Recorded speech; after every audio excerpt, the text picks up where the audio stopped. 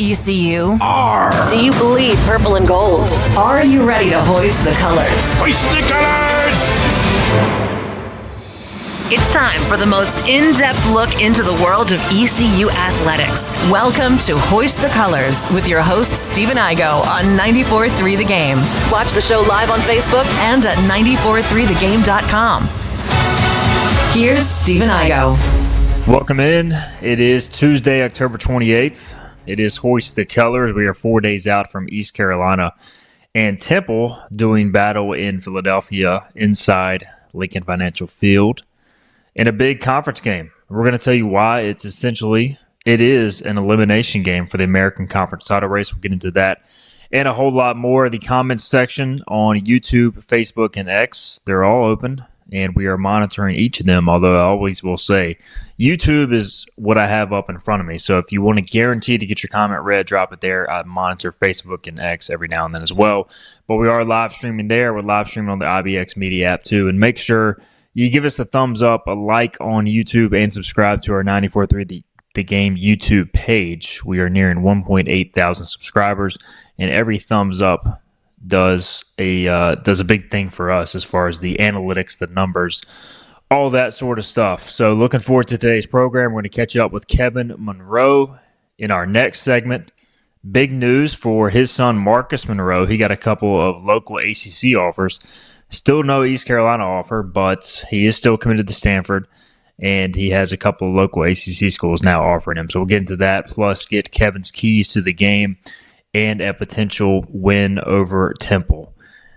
Philip Pilkington is back in the 94.3 The Game studios. Philip, how late into the World Series did you make it before you fell asleep? I'll be honest with you, from driving back from Charlotte yesterday morning, I was pretty tired. I went to bed at halftime of the NFL game.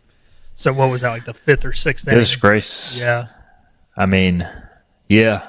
I'm trying to think. I mean, I guess I can go back and monitor our text message between me, you, and Bobby Howard, because I feel like texting and I was asleep. I know that. So I'm looking now. We were texting about Ryan Clark and what he was wearing. Yeah. Yeah. So around 9:30. Okay. Shortly after 9:30, you were out. Yeah. So you did not make it to anywhere close to extra innings. I made it to, and I don't blame you, as I've said many times, that drive from Charlotte, it's a haul. It takes a toll. I made it to the 12th inning. Wow. And I felt good. I'm like, all right, this game's going to end. And I'll be honest, I went to bed knowing the Dodgers were going to win. I'm like, the Blue Jays aren't winning this game if they haven't won already. And so I kind of had accepted a Dodgers win. There was probably a 50-50 chance it was going to be Freddie Freeman, and he, of course, delivered the walk-off in the 18th inning as the Dodgers take a 2-1 series win. Another classic. Caught the highlights this morning. Phenomenal baseball game. Jeff Hoffman, ECU alum, throws 2 scoreless innings. You know, I think the 9th and 10th to send it to the 11th. I was texting Brian Meador, who's a big Dodgers fan.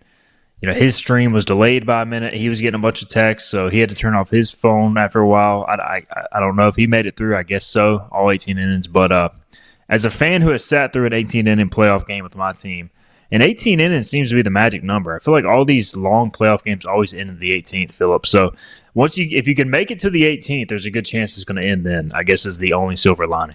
Yeah, it is, and this is the second Game 3 of a World Series that has gone 18 innings inside Dodger Stadium. You go back to 2018. I did stay up for the entirety of that game. Of course, my Red Sox were in it. Also, it was also on like a Friday or a Saturday night, so it really wasn't that big of a deal to stay up either. So, but yeah, had my team been in it, I definitely would be like, you know, I would have some caffeine patches on my arms right now and be, you know, like double fisting like espresso shots. Wouldn't even be coffee. It would just be espresso shots because I would have stayed up if it was my team. But, you know, I really don't care. I mean, I care to watch, but I don't care enough to ruin my whole next day for staying up, especially for a non-game series clinching game. Yeah. If it would have been Game 7, I feel like you kind of have to stay up. But I mean, Game 3 is obviously a pivotal game. And I'll say this, it was a phenomenal baseball game. There was a ton of drama. But 6 hours and 39 minutes for one baseball game is insane. So, look, I know people hate the Manfred runner. I think both of us kind of hate it at times. But, like, I think in the regular season, it's a good thing. You don't need these games in the regular season. But in the postseason, this is the way to do it. So, 2-1. I know you called Dodgers in 5 yesterday. I think after last night, obviously both teams had to exhaust the pen, but I think it only goes further in the Dodgers' favor, man, because you look at today's matchup, Shohei versus Bieber. You're going to need some length from both starters, so I think it only goes further in the Dodgers' favor here. To lose that game for the Blue Jays is tough. It is, and it's so interesting. It comes down to the depth of the bullpen, I think, a lot of times when a game like that happens. You even go back to that 2018 series that we mentioned where Boston actually lost the game, but they saved the bullpen better in the 18-inning loss and had a deeper bullpen than the Dodgers, and they just cruised through games 4 and 5. So I think that's what happens with the Dodgers. I think this series is over. I know it sounds crazy to say, but I think Shohei gets it done tonight, and then nothing against Trey tomorrow. But be Trey against who? Yamamoto, I guess, tomorrow. Is that who it's going to be? If it goes back to the beginning Game 1 matchup, it would be Snell. Yeah, that's right. So, but Yamamoto was thrown in the bullpen last night. If Yeah. it would have gone to the 19th, which is insane. Who knows, man? All right, so Dodgers win it. Freddie Freeman walk-off, dead center. Joe Davis on the call before the clock strikes midnight in L.A. because it was like 11:52. By the way, how do you feel about Joe Davis? I know we got to get to ECU-Temple here in a minute. I think he's really good, but the problem is like the Fox. I feel like the Fox mic does not get his audio as like loud as crisp as it needs to be. Because I think he's a great play-by-play guy, but for some reason I can't hear him half the broadcast.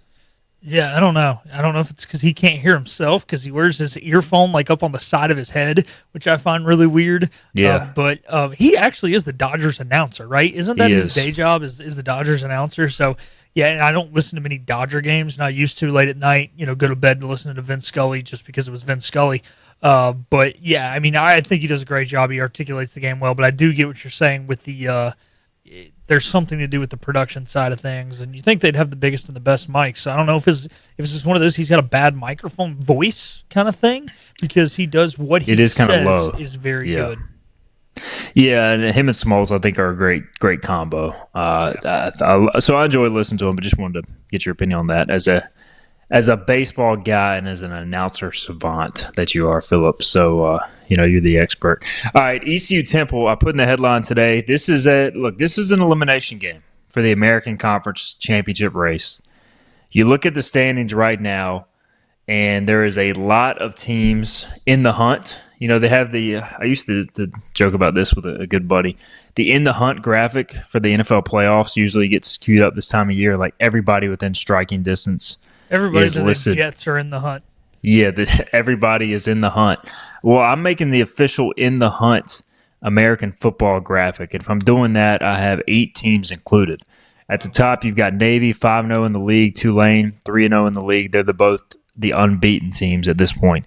Then you have 5 teams with 1 loss: Memphis, North Texas, South Florida, Temple, ECU. So I guess it'd be 7 teams technically in the hunt and not 8. So Memphis 3-1, North Texas 3-1, South Florida 3-1, Temple 3-1, then ECU at 2-1 because of having 2 byes. They've only played 3 conference games to this point. So you get after that, you got everybody with multiple losses. I think they're probably out, given what's kind of at the top of the league. So I think if you get 2 losses, quite frankly, you're done with the way the conference is looking now. Some of these teams we've gotten into it will beat up on each other, but like if you're ECU here, I think your aspirations of a conference title are a little more realistic than Temple. But if Temple wins this game, they remain in the hunt. Obviously, Temple is a dog for a reason. I think they're a much improved team under KC Killer, but maybe not quite to a championship level yet. Even if they win this game, they still have to go to Army, host Tulane, and go to North Texas. So their odds are slim. They're trying to make a bowl game. But I don't know, Philip. This just feels like a pivotal game for multiple reasons. We've talked about it. And I'm not going to say it's like as pivotal as maybe the Tulane game was as far as a big game, but if you lose it, obviously you're eliminated. So it's pretty dang massive. It is, and I think the reason this in the hunt is so big, with the exception of Memphis, every team who has a loss has lost to one of the teams you just mentioned. So that's the big thing. There hasn't been a lot of upsets. So it's very clear right now there's a top half of the conference and there's a bottom half of the conference. Now, some of these teams, due to, like you said, everybody beating up on each other, are still going to end up with 3, maybe even 4 conference losses. But right now, they're still very much there. The tough thing is the top, even maybe more than the top 2 teams, maybe the top 3 or 4, really I do not see getting upset by anyone. Therefore, yes, they may lose a conference game, but it is going to be very, very tough to have a 2-conference loss team in this thing. Now, is there a scenario where it all plays out and this happens? Yes, of course. You could have one team with undefeated and then like 4 teams with 2 losses. But then guess what? I don't know if the commissioner holds a number behind his back, 1 through 4, and whoever guesses closest, whoever guesses it right gets the play. I don't know how that's going to work. It'd probably go to their college football playoff ranking, but they all got 2 losses. Hell, none of them are probably going to be ranked in the college football playoff. So there's that. This is a pivotal game. You have to look at this as an elimination game. If you get beat, if maybe every single star and planet is aligned perfectly, you find your way in a conference championship game. But let's be honest, that it's not going to happen. You're going to need to get in this thing with no losses or 1. Yeah, and I just think it comes down to if you win this game, we talked about it, Charlotte. ECU is going to be an overwhelming favorite. Not that it's a guaranteed W, but you should win that game. And then you set up a game with high stakes against Memphis. And so this is a pivotal swing game for obvious reasons. And I know there's been some talk of, hey, it's a trap game. Pirates, I'm worried about this game. I think you should be worried about it just because Temple's a good team. Like, they've proven at this point they're solid in all phases. They don't beat themselves. And I don't see this as a trap game at all. If ECU loses this game, it's because Temple is the better team. ECU's had 16 days to prepare. They've had ample time to get ready. They've seen what Temple has done. They've talked about November to remember. Like, this is a game, to me, you just have to go out and prove you're the better team. And I expect Temple's best shot. I think ECU's best shot, if they play to their potential, is better than Temple's. Obviously, going on the road is always tough, but, this can't be the trap game scenario. If Temple was 3-5, maybe you could pull that card, but, if ECU's not up for this game, given everything that's at stake here, then there's something wrong. So I expect ECU's best effort on Saturday. Yeah, I did too, and I think, kind of building off your point, is it a trap game? I think 3-4 weeks ago, I was looking at it as possibly, and then Temple, I think, has exceeded expectations, and I think East Carolina realizes that. I think the conference realizes that, and I think the country realizes that Temple is a solid football team. They are above average football team, much like East Carolina. So when you're in that position, it's not really a trap game for a team that's really at the same level as you. I think East Carolina won to, 105 or whatever the heck the number is. I guess it's 1 to 85 plus the walk-ons is probably slightly better, but I don't think they're a lot better. So, yeah, I think that trap game thing is kind of out the door. And also, look, they realize that Evan Simon has not turned the football over, and they know that, anybody can say, look, turnovers decide football games, and this team is only coughed it up one time all year. So I think all that kind of, like you said, it takes it away from being a trap game. But with that being said, it just turned in from a trap game to just a really tough football game. And I get it, too, because ECU at Temple is usually a trap game, at least in the last 5 years, because Temple hasn't been very good. But KC Killer, man, he's a winner, and he's doing it again at Temple. Kenny Curlin says in the comments section on YouTube, rewatched the Temple-Tulsa game last night.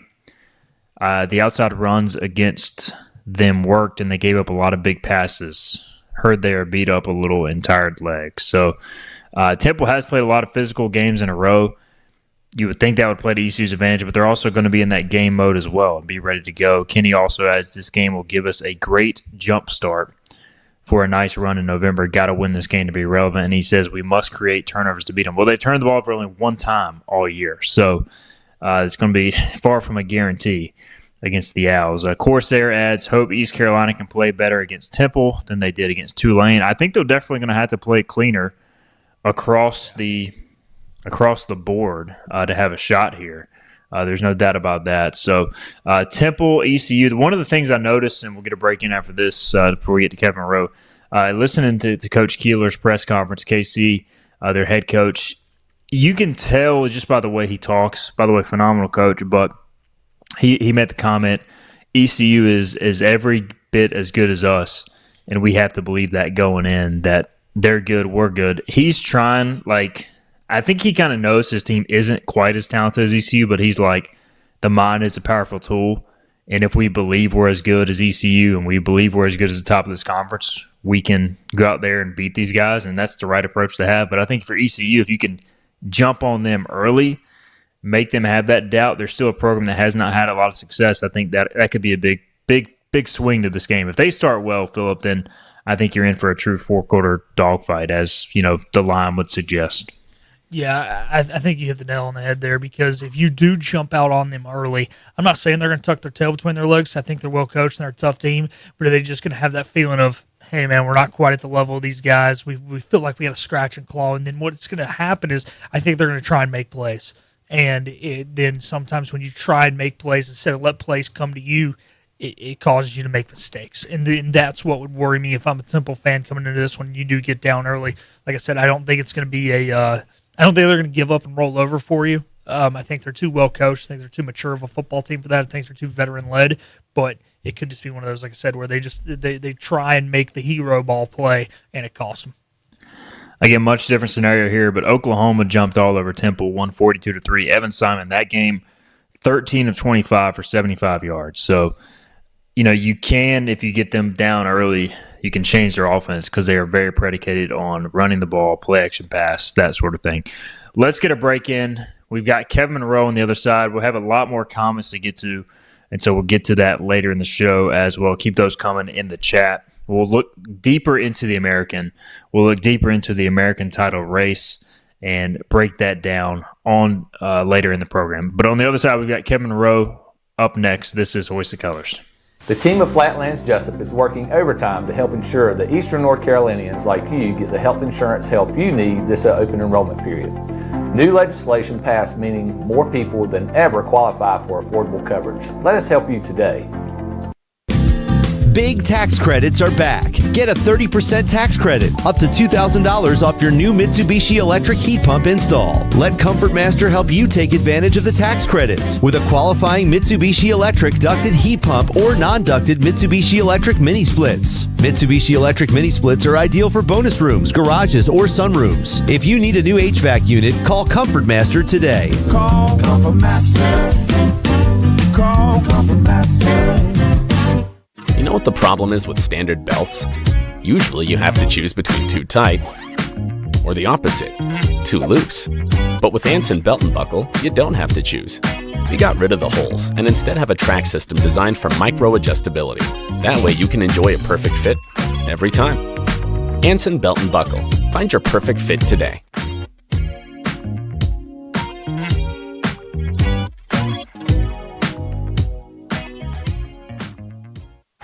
Healthwise Pharmacy rounds the bases with all of your infusion, retail, compounding, and medical equipment needs. Locally owned and operated by pharmacist Marcy Parker, Healthwise has grown to be your most trusted provider for infusion services. Currently providing in-home or on-site infusions in North Carolina, South Carolina, and Virginia.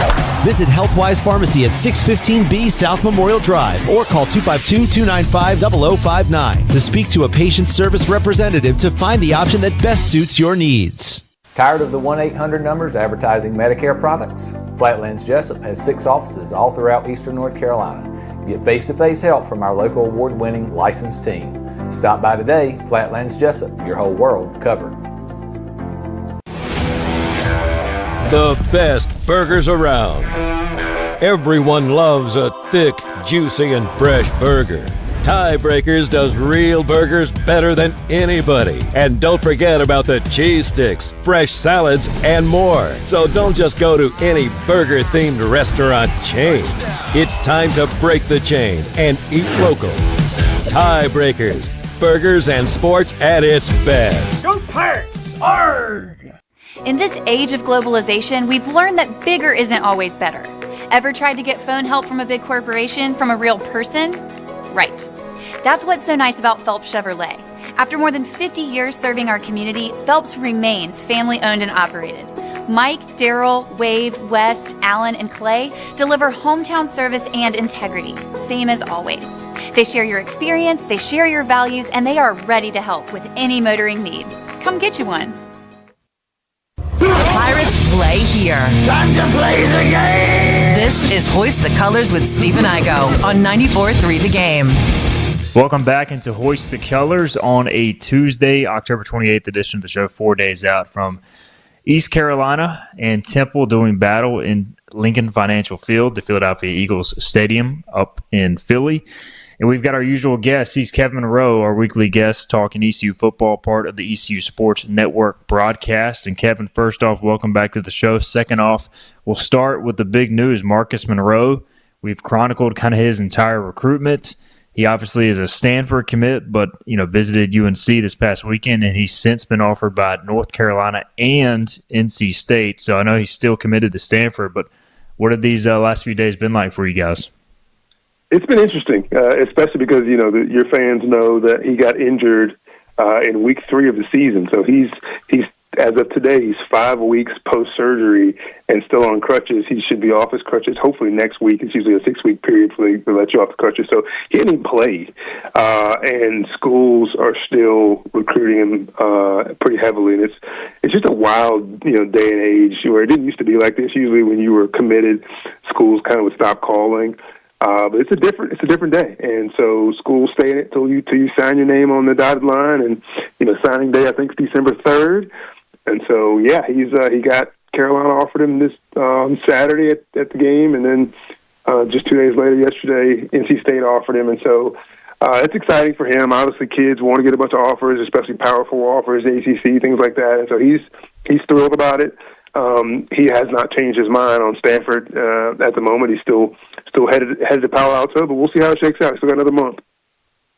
Yeah, I was going to ask you, Kevin, December 3rd, really not that far away. And, just covering recruiting, it's kind of snuck up on me because it used to be more towards the end of December. Obviously, it used to be in February. But, I don't know, I think you guys are in for a crazy month of November. So are you ready for that?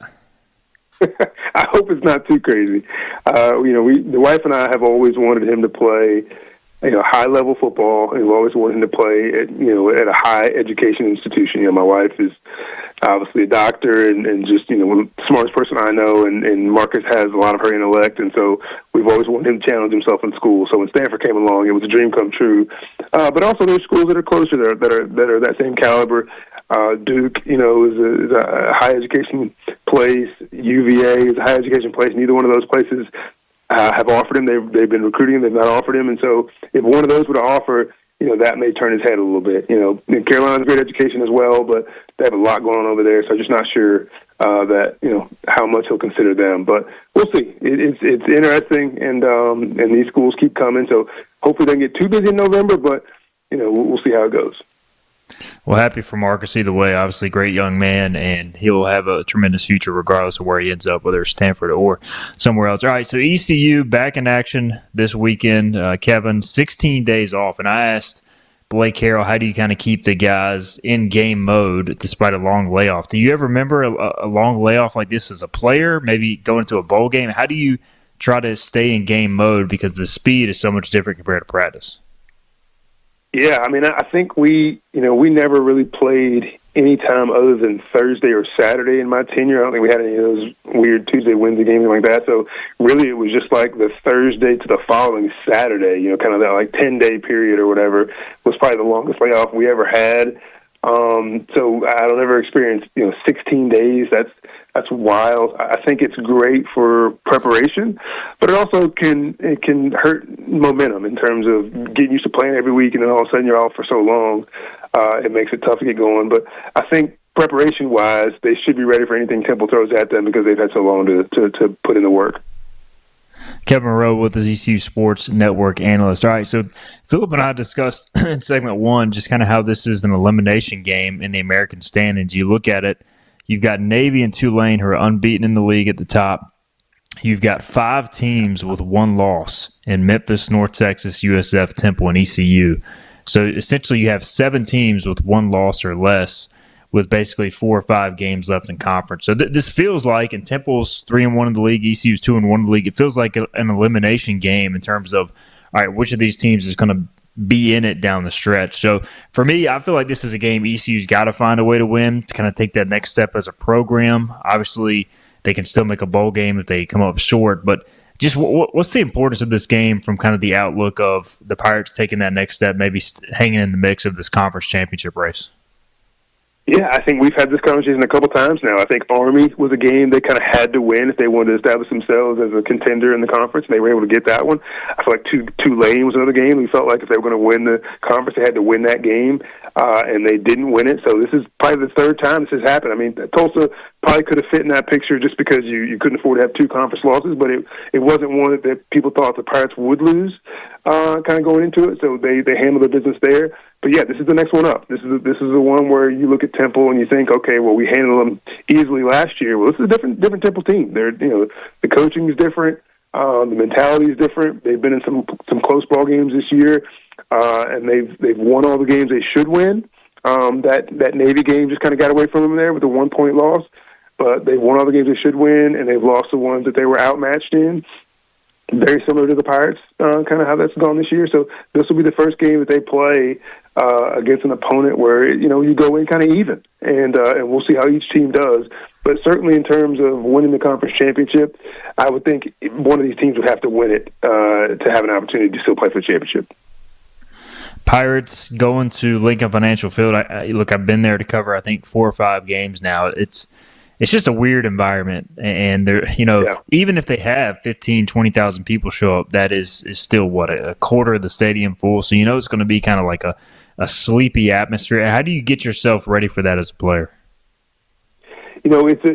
First, just talk about that area and the link and all this stuff. It's one of the coolest sports venues you'll see in terms of having the basketball stadium and hockey stadium kind of right there, and then the baseball stadium right there. Like you get off the subway and everything's right there. That's really cool the way they set that up. I don't know if anybody else has that in the country, but so that's always cool to see. But I mean, I think the 2014 game is the one that comes up a lot, where the Pirates were 6-1 going into it and ended up with 5 fumbles after 430 yards of offense. I think that the Pirates were able to put up under Coach Ruffin, but they couldn't hold on to the football because it was rainy and cold and just nasty. That's what you get in Philadelphia. That's what you get when you play Temple. It's always they're considered a blue collar, Temple tough kind of mentality. They love playing in the cold, wet weather. And we don't like that. We like to throw the ball around. We like for it to be sunny and 65, 70 degrees and perfect weather. And so you just don't get those conditions in Philadelphia a lot. So we'll see. I think it'll be interesting going there. Like I said, it's never been easy, and I think the Pirates are going to have to get there and be mentally focused, and hopefully they'll be well healed up and in good shape injury wise because they've had so much time off. Kevin, Temple they've turned the ball over 1 time in 8 games. They've taken it away 11 times, so they're plus 10 in turnover margin. Their quarterback has 21 touchdowns to 0 picks. He actually threw 3 interceptions, Evan Simon did, against ECU last year, and Dowdy Ficklin, but he's come a long way. I don't know, have you ever seen that sort of touchdown to interception ratio from a quarterback this late in the year? Seems pretty unheard of. It is unheard of, and it's rather weird because he's throwing for 200 yards a game, so it's not like they're not throwing the ball. They're throwing the ball. He's got 5 different receivers with at least 2 touchdown receptions. I mean, to think of it more broadly, Kate Hauser has 10 touchdown passes, and we think he's having a heck of a year. And so for Evan Simon to have double the amount of touchdown passes and no interceptions is kind of crazy. Like, his efficiency is really, really good. And it's not like they don't run the ball. They still have 10 rushing touchdowns. They run the ball pretty effectively. And their scoring isn't that much different from East Carolina. They're scoring 33 a game. He's scoring 30 a game. And so, I mean, how did he have 21 touchdown passes? They just found a way when they, especially in the red zone, to have good play calls, get guys open, and make plays. And so, yeah, I'm impressed with what he's done so far. He's completing, 64% of his passes. It's going to be tough, and they take care of the football, as you said. 8 games into the year, and you only have 1 turnover. It's pretty crazy. I mean, you're going to accidentally have a turnover or 2 every now and then. I'm sure he's had some luck. I'm sure, DB or a linebacker has broken in front of a ball or tipped the ball in the air and it just landed without getting picked off. So hopefully his luck runs out on Saturday. Yeah, he's definitely due to have a couple turnovers. Hopefully it happens for the Pirates. They also have a tight end, I believe, Peter Clark, who's 6'6", 265. He's a matchup problem, and we've seen ECU kind of struggle with the tight ends, and I think some of that is due to, look, they're so aggressive against the run, Kevin. At times they over-pursue, and the play-action pass kills them. Are you kind of seeing the same thing there? What's the key to really slowing down a tight end who you know is going to be involved? Yeah, tight end's tough, and East Carolina's used that to their advantage with Riles and Connor, and getting guys open over the middle, and it makes it tough on these safeties when they're having to stretch the field width-wise to cover these speedy receivers, especially when they're in cover two, and you get 2 or 3 deep balls going, you get a tight end up the seam. Now you've got to wait to react to the tight end because you're hoping they don't throw it to one of these speedy guys. And so, yeah, I mean, Peter Clark, I don't know how fast he is. I know he's got 23 catches on the year, almost 400 yards receiving, so he's been effective. 4 touchdowns. So we'll see how they use him in terms of getting him open in the middle and being their third down guy. And so that's the one thing that Coach Aldridge has had 16 days literally to watch film and see how they use each one of their players, each one of their weapons, and have an answer for them, and be able to adjust if they do something different. That's the one thing that separates good coaches from great coaches, is that you watch all this film. If they come out doing something different than what you've seen on film, you've got to be able to adjust to that too. And so you've got to be ready for everything. And so hopefully, if Peter Clark is the guy, great. If Halloween's the guy, great. They have an answer for those guys and they cover them up. Kevin Monroe, ECU Sports Network analyst, obviously early in the week, Kevin, but what are your keys to victory for the Pirates? What does ECU have to do well to win this game Saturday? Yeah, so we've already talked about some of it in terms of the turnovers, right? So East Carolina, it doesn't have a ton of turnovers. They're doing pretty well taking care of the football, but Temple is incredible at it. So they have to find a way to get some takeaways. So in a game like this, on the road for the Pirates, you can't afford to go in and have 5 fumbles or 3 interceptions. You can't do those things. So you have to take care of the ball, and you've got to find a way to get 2 or 3 turnovers from Temple on the road. And then the run game. The run game is starting to heat up. The Tulane game, the Pirates were able to, get something going in that one. TJ Engelman played well. He was kind of the new guy on the block and did well. And then the Tulsa game, it carried over into that. Parker Jenkins has been a little bit pushed to the side, and now they've just got London Montgomery, Marlon Gunn, and Engelman, and those guys ran well in Tulsa game. And so I think Engelman is pushing London to be better because London had his best game. And so you get that run game going, I think it opens up everything in the passing game. And so those 2 things in terms of getting takeaways, not turning the football over, and then getting the run game going is going to open up everything for Hauser in that passing game. And so if you saw it in the kicking game as well, as Mazzy has been here of late, and being special teams player of the week or whatever last time out.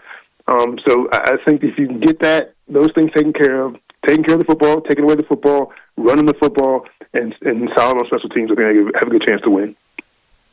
All right, last thing for Kevin Monroe, man, had to poke at you a little bit. My Broncos really put it on your Cowboys, 44-24.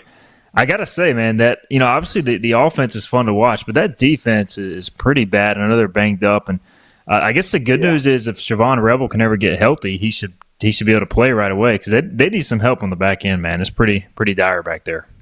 Well, I think it starts up front. Bo Nix was pretty comfortable all game long. They didn't get a whole lot of pressure on him. And so you lose Micah Parsons. And, Jerry Jones knows this. He knows you trade away the best player on defense in the league, you're going to have problems stopping people. So that makes it hard on those guys in the back end because now they're instead of covering people for 2 to 3 seconds, they're covering people for 4 to 5 seconds, and they're not equipped to do that. So you got to get better in the back end. You got to rush the quarterback better.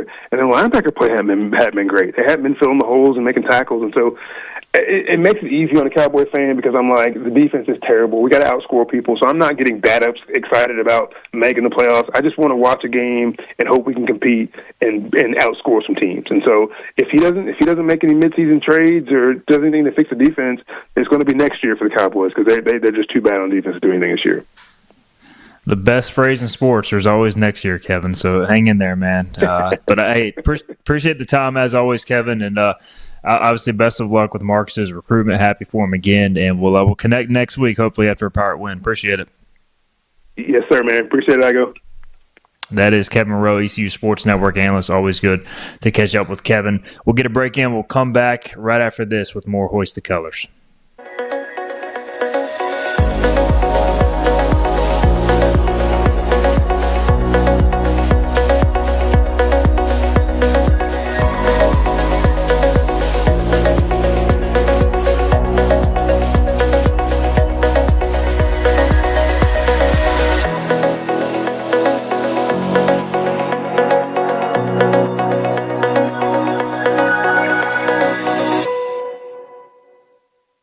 Storm season is approaching. North Carolina weather can damage your roof, and before long, a small leak can turn into a big problem. Your home is one of your biggest investments, so protect it with Wells Home Improvements.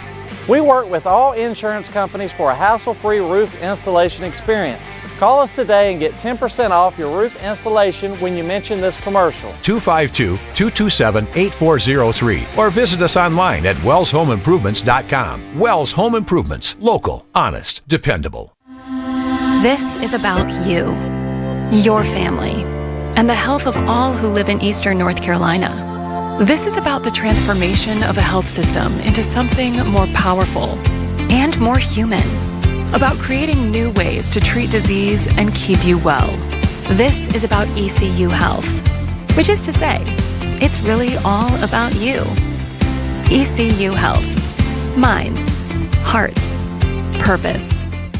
You have a choice when you invest in insurance, and when you choose First State Insurance Advisors, you're working with people you can trust. Clark Stallings has deep ties in the community. His team, including Keaton Smith, Regina Asby, Phil Leyva, Max Joyner Jr., Max Joyner III, and Ginger Smith, provides knowledgeable and professional advice. First State Insurance Advisors is an independent insurance agency. They offer all types of personal insurance as well as various types for business. Call or email First State Insurance Advisors today. We want to be your trusted choice agency.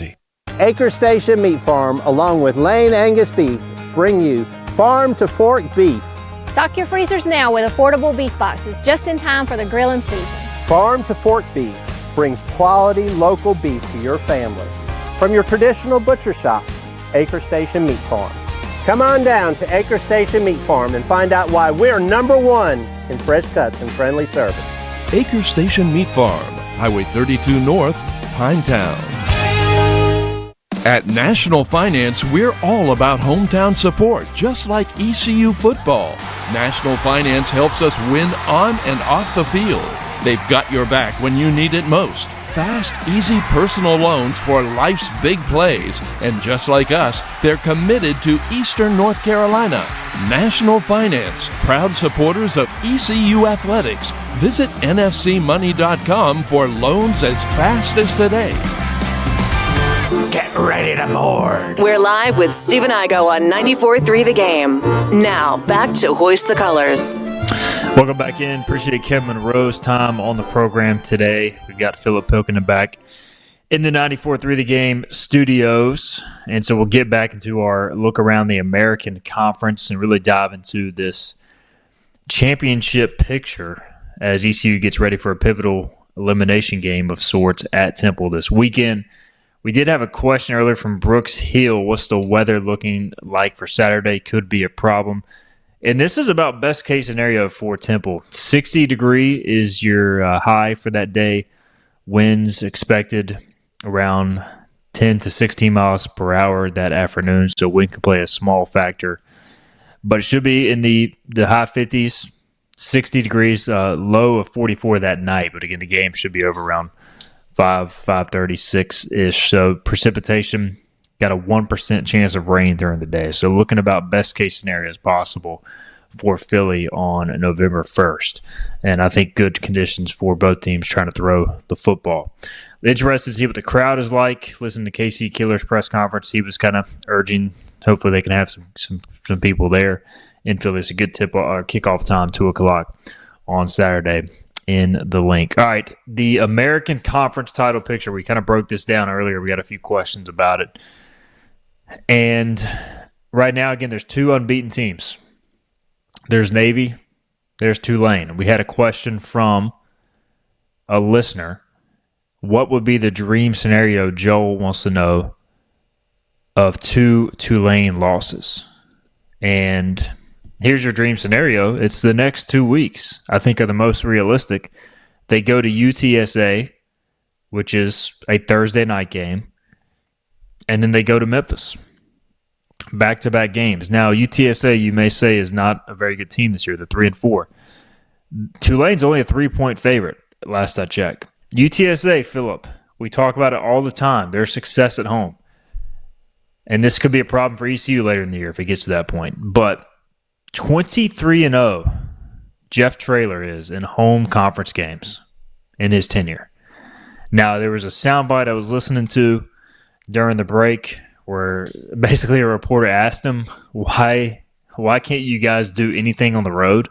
And he, I think, listed bad quarterback play, tackling, making catches, blocking, pretty much every fundamental football thing. He's like, we just can't do it on the road. And he's like, I don't know how to fix it, but he's like, at least we're at home this week. So I give UTSA a puncher's chance against Tulane. Tulane honestly hasn't been that impressive. Both these teams coming off a bye. This is a game that I'm going to be locked into on Thursday. I'm not normally an American Thursday night guy unless ECU's playing. This is a game I'll at least watch because I think there could be some fascinating things that occur. Yeah, I mean, Lamar's going to torch the Dolphins anyways, so not much Thursday night NFL to care about here. So I do understand the question and why the question was asked. And the question was asked for East Carolina's chance to a conference championship, potentially even hosting. But I think the better question is, how does Navy lose 2 games? And the reason being, Stephen, they're at North Texas this week. Then it's not a conference game, but it's going to be a physical game that's going to bang them up in South Bend, Indiana. Then they host South Florida. They have a bye, and then they're at Memphis. I think East Carolina's best route to a conference championship game is actually Navy losing 2 games, not Tulane. Excuse me. And I know we do not want to go to Tulane again, but that is the most realistic thing here. I'm not saying Tulane can't lose these next 2 contests, but I'm just letting you know, Navy losing those games, much better chance. Somebody said in the comments that Navy, per the FBI forecast, is really there's a chance they may lose out. I mean, I think they'll win one of these games. They're too good of a team, but damn good chance they lose out. I made the case yesterday that ECU would be 7-0 with their schedule, and I feel pretty strongly convicted in that. But I mean, North Texas, they're a dog. Notre Dame, they're a definite dog. South Florida, as long as no injuries occur on the USF side, they'll be a dog at home, although that's a tough road game for South Florida. There'll be a dog in Memphis if Brendan Lewis is healthy, and then Army is a toss-up. I mean, they might be favored, but I mean, for as easy as the front half of the schedule is, it is a gauntlet. Now, they are already 5-0 in conference, but when you're looking at the scenario of they're going to be dogs in probably their last 3 conference games, there is a very real possibility they lose those 3 games. Now, my only concern is I see a scenario where, ECU, obviously if they win out, they put themselves in the position to be firmly in the hunt. But my concern would be, then do North Texas or South Florida really need both to lose one more game? Because I think if it's a tiebreaker scenario, you haven't had the chance to play them. Overall, their record's going to be better, so you worry about a tiebreaker scenario. South Florida, they play UTSA at home and go to Navy.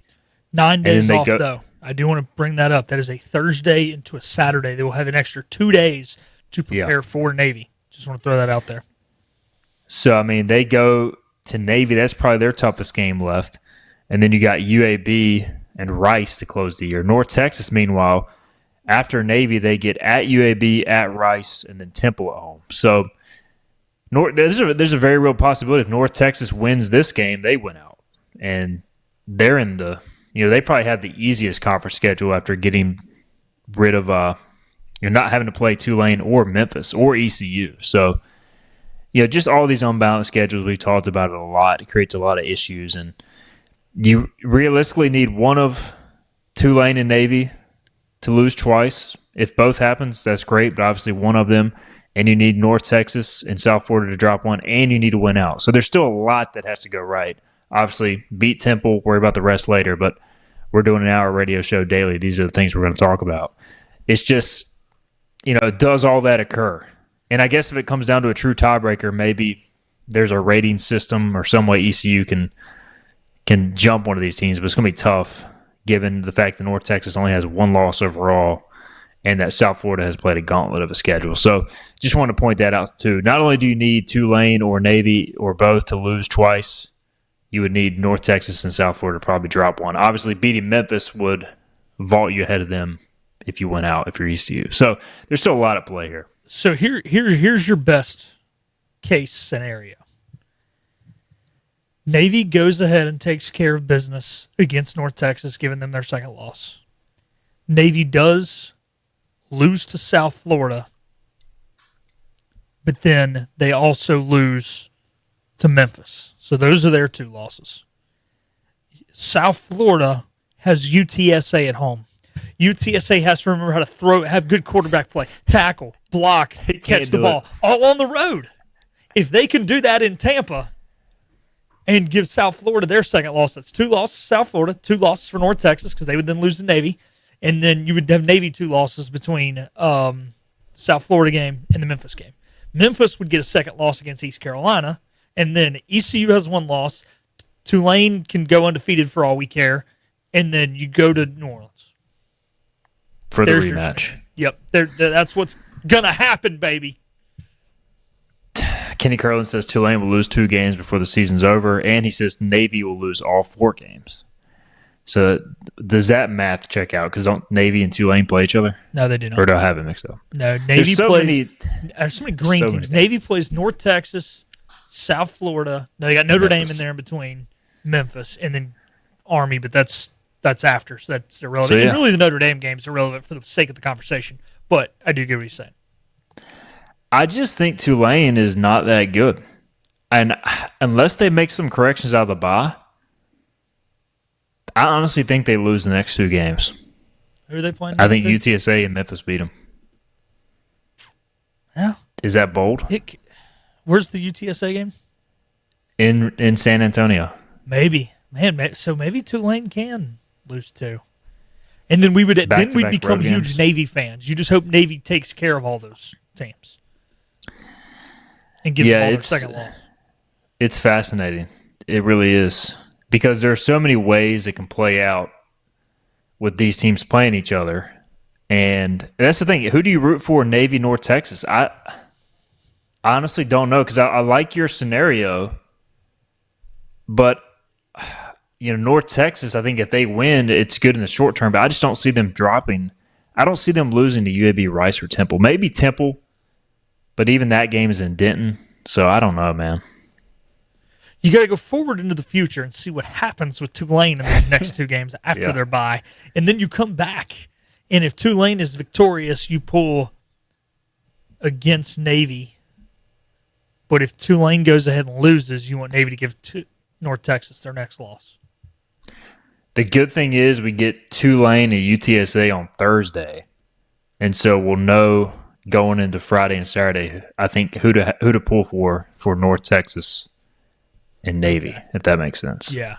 Oh, so their bye was last week, not this week. Yeah. Yep. So UTSA and Tulane play this Thursday. Yeah. That's right. Tulane's already had 2 byes like us, right? They're only 3-0, right? Correct. Okay. So they have another Thursday night game. So they have the same ECU schedule, basically. Yeah. Just a little 2 bit byes, longer. 2 Thursday night games. Yeah. We got to figure that out. All right. Kenny Curlin says, okay, I'll change that. Navy will lose 3 games, and Navy beats North Texas. Yeah. That's So, what I mean, man. Okay. I mean, they're definitely losing to Notre Dame. And I'm with you. I think they're going to get beat up in that game. Then they got to turn around and play bad to bad. I mean, that's a brutal stretch. So, And South Florida's going to have those extra 2 days. You're going to be coming off a tough game in South Bend. Now, it's not a far drive home from South Bend to Annapolis, of course, but still. So I'm with you. I think we're pulling for UTSA. Yeah. And we're pulling for, if that goes well, we're definitely pulling for Navy to beat North Texas. Just confirm, UTSA does already have 2 conference losses, right? They do. At Temple and at somebody. North Texas, they got smoked. That's right. So, yeah, it was like 55-14 or something crazy like that. yep. So any conference game on the road, they can't catch, block, or tackle. So that is a problem. But, hey, it's at home. All right. Somebody says, I hope for no Thursday games next year. I'm fine with 1. 4 was just a lot. Yeah. Kenny Curlin says, dang it, we just got to run the table and pray. Yeah. And the first week, I don't mind as much because the network moved that up. The state game. Yeah. I mean, the road games are fine. The home games get old. But I'm with you. So, basically, long and short of it is this. Beat Temple, and we'll figure out the rest later. but we're just running through a bunch of scenarios because it's kind of chaotic at the top right now. We got to get a break in. Our final break. We'll come back. We'll wrap up the show after this. Hurry to Greenville Toyota for model year-end savings on a Camry. Just $229 a month. $229 a month. Or new RAV4, $279 a month. $279 a month. Only during our model year-end move-out. Right now at Greenville Toyota. You know what the problem is with standard belts? Usually you have to choose between too tight or the opposite, too loose. But with Anson Belt and Buckle, you don't have to choose. We got rid of the holes and instead have a track system designed for micro-adjustability. That way you can enjoy a perfect fit every time. Anson Belt and Buckle. Find your perfect fit today.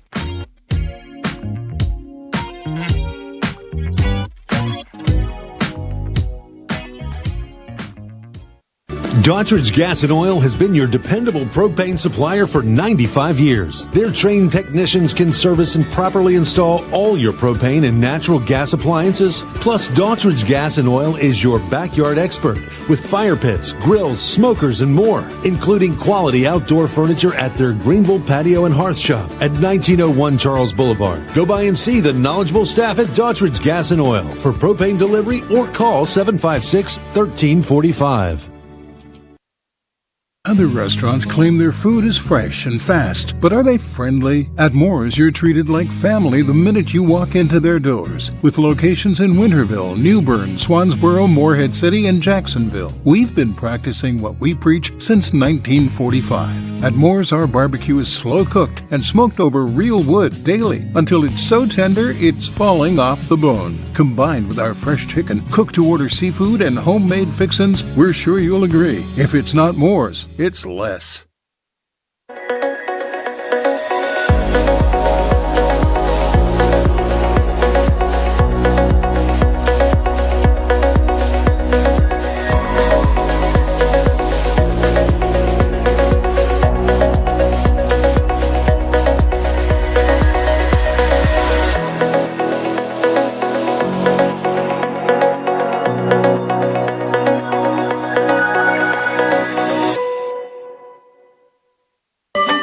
Your confidence makes everything look good. You see the world in vivid color, not black and white. Swing through your neighborhood Fantastic Sam's Cut in Color and let our experienced stylists take you from everyday to extraordinary. Fantastic Sam's hair salons are locally owned and operated. Our full-service salons are conveniently located in Goldsboro, Kinston, Greenville, New Bern, Jacksonville, and Calabash. Stop in today at Fantastic Sam's, where the possibilities are endless. It's Greenville Toyota's model year-end move-out. Save on a new Corolla, just $149 a month. $149 a month. Or new Tacoma, $249 a month. $249 a month. Now get a move on and Loyal save and at bold Greenville with purple Toyota. and gold. Yo ho ho! And we're back to Hoist the Colors with Stephen Igo on 94.3 The Game. Final few minutes here of the show. Again, we took a look around the championship picture. It'll continue to change. The full schedule of the American this week. Tulane at UTSA on Thursday night. We decided to go Roadrunners there. You got Memphis at Rice on Friday night in a potential trap game for Memphis come off a big win as they head to Rice. UAB is at UConn in a non-conference game. Army is at Air Force, also in a non-conference game, but obviously big stakes there given the rivalry. Navy at North Texas at 12 noon on Saturday, then ECU-Temple. So pretty good week in the American on paper. Ra says, looking towards the future, ECU can be bright with all these potential coaches in the American leaving. Yeah, we touched on that a little bit. Philip Pilkington back in 94.3 The Game studios on Monday's show. The coaching carousel is going to be crazy. There's just so much unknown going into every offseason. It's hard to say, but I do feel like even if ECU for some reason can't get back in the conference race this year, next year, projecting, you should have a pretty good core back. We don't know exactly how that'll look. Assuming Blake Carroll's back, I think you would be picked near the top of the league, but, so much can change between now and then. But I do understand what he's saying. It's going to kind of come down to the first domino. I know that sounds kind of cliche to say, but whoever that first domino is going to set the tone. So I think if the first domino is like Kalani Sitake or someone like that who's in the college football playoffs, there's a lot less chance that you see John Summerall go. And because I just don't see him taking a job like Virginia Tech or NC State. I mean, he could, but like I almost think he's going to hold out till he gets a big one. But if it's kind of one of those where it seems like the guys from the group of five are the ones getting poached, I think there's a better chance Summerall's gone. And like I said, he could take one of those other jobs, and then Silverfield as well in that conversation. But they could move up for the sake of moving up, but I almost wonder, are they good enough? I don't know. What do you think, Steven? Do you think they're good enough to kind of hold out for those bigger name jobs, or do you think hey, man, NC State's open, let's go to NC State? I think Summerall, I think there's too many openings, and I think Summerall's at the top of the American. I think he's above Golish and Silverfield. And I think that plus the reality is Kentucky is going to open, and that's his alma mater. Does he take that? If he passes on that, then he's truly waiting for a special job, because it's tough to turn down your alma mater. As tough as it is to win at Kentucky, a lot of people have time there. I've heard a lot of Auburn. If Auburn opens, they really want him. So I think if you get Auburn offered, you can't say no if you're John Summerall. But we'll see. I ultimately think he leaves, and I think that creates a bit of a domino effect. You think Silverfield or what's his name, South Florida leave? Golish. I think one. Okay. Because again, I just think there's so many openings. They got to fill them with somebody. But it'll be interesting to watch. How long's Hugh been at Auburn? I feel like they just fired Harsin like 2 years ago. Maybe it was not. I think this is year 3. Okay. So it's been a struggle though to win games. Tomorrow we got James Giglio and Philip. We're going to make some basketball game by game picks. I've decided we're going to do it tomorrow, less than a week away from tip off. So we'll do that. We'll continue to break down ECU-Temple and more. Appreciate Kevin Monroe. Appreciate Philip. We will see you guys tomorrow at 12 noon. This has been Hoist the Colors with your host, Steven Igo. Get a recap of this show at 943thegame.com and on your IBX Media app, on Twitter, Facebook, or anywhere you get your podcasts. Tune in weekdays at noon to get your